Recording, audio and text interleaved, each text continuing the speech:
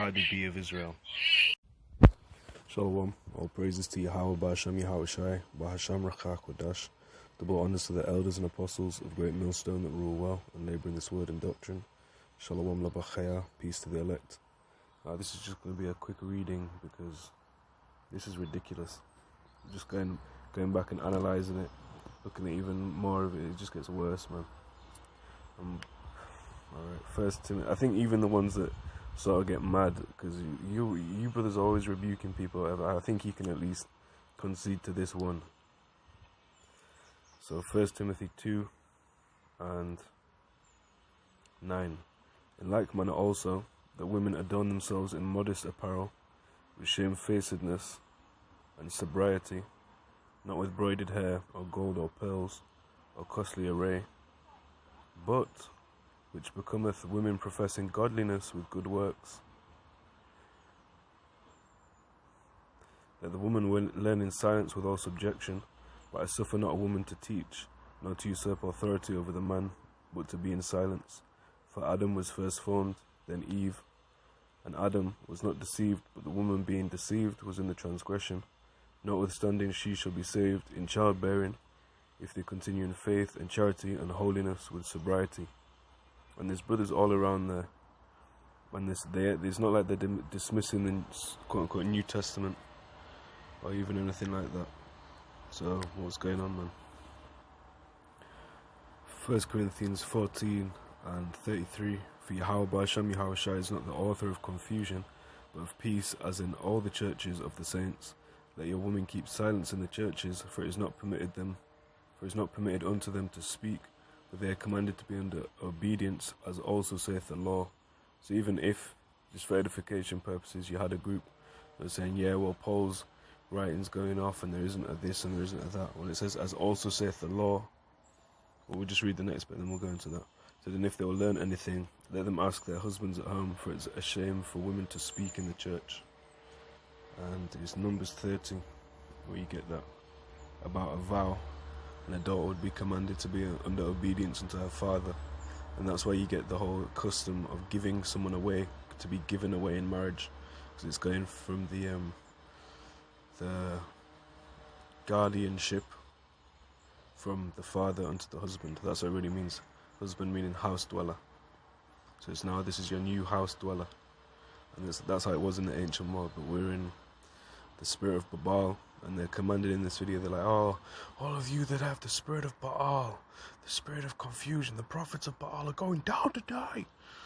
All of this, well, is this in line with the scripts?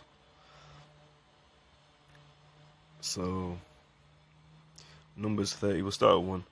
And Moses spake unto the children of Israel. Moses spake unto the heads of the tribes concerning the children of Israel, saying, this is the thing which Yahawah hath commanded. If a man vow unto Yahawah, bahasham, Yahawashi, or swear an oath to bind his soul with a bond, he shall not break his word. He shall do according to all that proceedeth out of his mouth. Got a precept for that in Deuteronomy 23:23. It says, that which is gone out of thy lips thou shalt keep and perform, even a free will offering, according as thou hast vowed unto Yahawah, the Lord thy God, which thou hast promised with thy mouth. Numbers 30:3. It said, if a woman also vow unto Yahawah, and bind herself by a bond, being in her father's house in her youth, and her father hear her vow, and her bond, wherewith she hath bound her soul, and her father shall hold his peace at her, then all her vows shall stand, and every bond wherewith she hath bound her soul shall stand. But if her father disallow her, in the day that he heareth, not any of her vows or of her bonds wherewith she had bound her soul shall stand, and Yahawah shall forgive her, because her father disallowed her.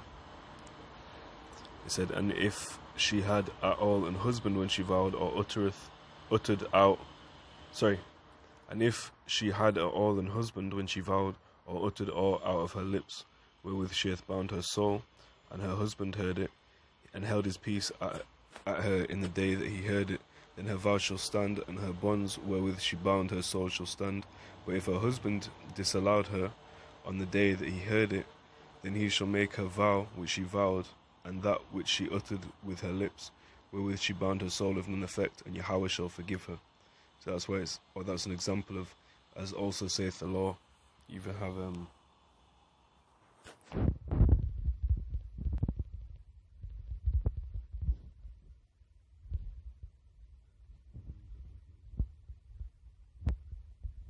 what's that?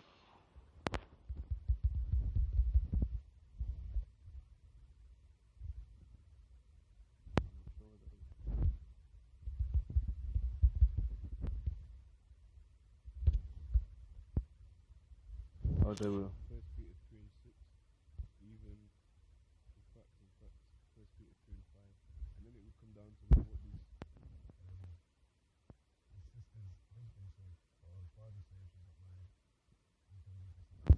responsibility truly lies. If we're to do all things in decency and in order, pursuant to 1 Corinthians 14 and 40. But where are the scriptures in any of this? How does this correlate? We're not just getting on it for the sake of it and to have a laugh and carry on. This is serious business. 1 Peter 3 and 5 and 6.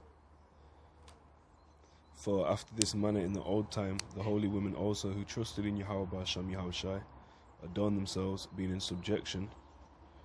Alright.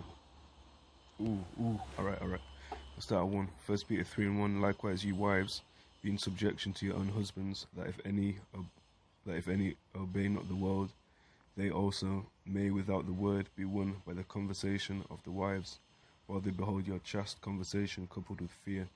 And that word chaste goes to the Latin castus, which is where you get the caste system. It's an idea of being pure. You also get chastised, which is mean to be corrected, and that's when you're becoming more pure. 1 Peter 3 and 3, whose adorning, let it not be that outward adorning of plaiting the hair, and of wearing of gold, or of putting on of apparel. So there's nothing wrong with having nice garments or whatever. That's not the point. But the point is, one is not a Jew outwardly. Let's get that.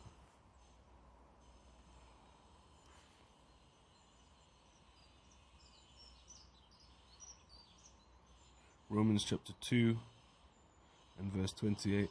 For he is not a Jew, which is one outwardly, neither is that circumcision which is outward in the flesh, but he is a Jew, which is one inwardly, and circumcision is that of the heart, in the spirit and not in the letter, whose praise is not of men but of Yahawah.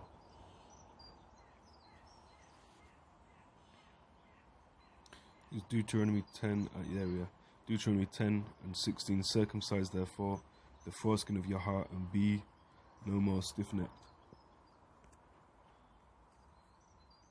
So 1 Peter 3 and 3 said, whose adorning, let it not be the outward adorning of plaiting the hair, and of wearing of gold, or of putting on of apparel, but let it be the hidden man of the heart, in that which is not corruptible, even the ornament of a meek and quiet spirit, which is in the sight of Yahawah, bahasham, Yahawashi, of great price. So that wasn't meek and quiet. That was boisterous. That was Cardi B. That was the Cardi B spirit, man. Trying to mix that with the truth. 1 Peter 3 and 4. But let it be the hidden man of the heart, in that which is not corruptible, even the ornament of a meek and quiet spirit, which is in the sight of Yahawah, of great price. For after this manner in the old time, the holy women also who trusted in Yahawah, bahasham, Yahawashi, adorned themselves, being in subjection unto their own husbands, even as Sarah obeyed Abraham, calling him Lord, whose daughters ye are, as long as ye do well and are not afraid with any amazement. And we'll close that there. But what is this, man? On to the next one, Lord willing, giving all praises to Yahawah, bahasham, Yahawashi, bahasham, Rachak, Wadash.